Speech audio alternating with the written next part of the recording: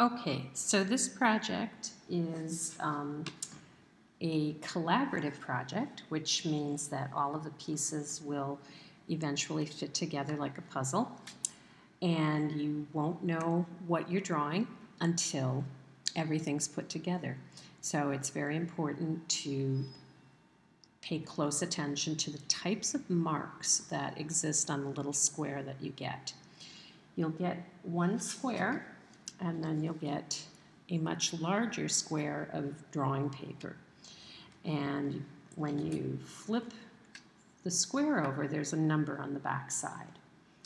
And you want to make sure that you write the number that you have and also the orientation. So you have the arrow in the same direction as you see on the little square. And then you can write your name. And when you flip both of these pieces over, again, make sure that your orientation remains the same so that you flip both the square and the drawing paper in the same direction. If you're hesitant about making marks, you can begin with a pencil.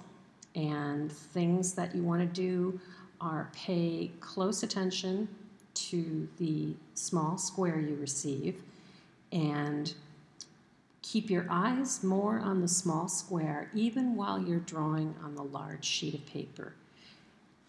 So the first thing I notice is there's a division of space by this very, very strong black line, and it's not quite a straight line. And I can use my pencil to determine that, it's going to be at a bit of an angle.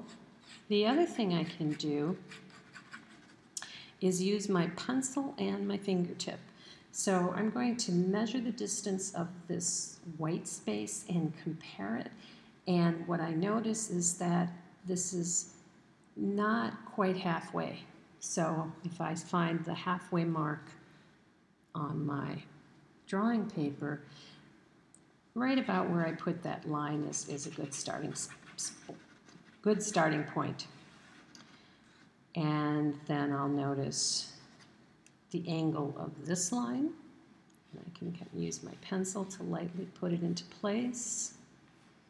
And then notice that here is, again, a little bit below halfway.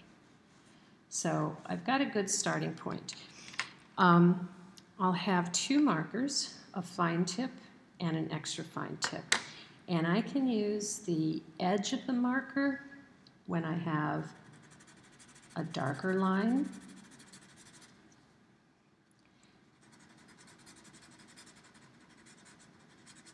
And more of the tip if I've got a smaller line, or this stippling mark making.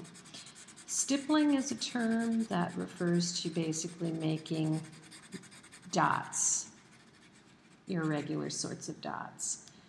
And these are kind of dots.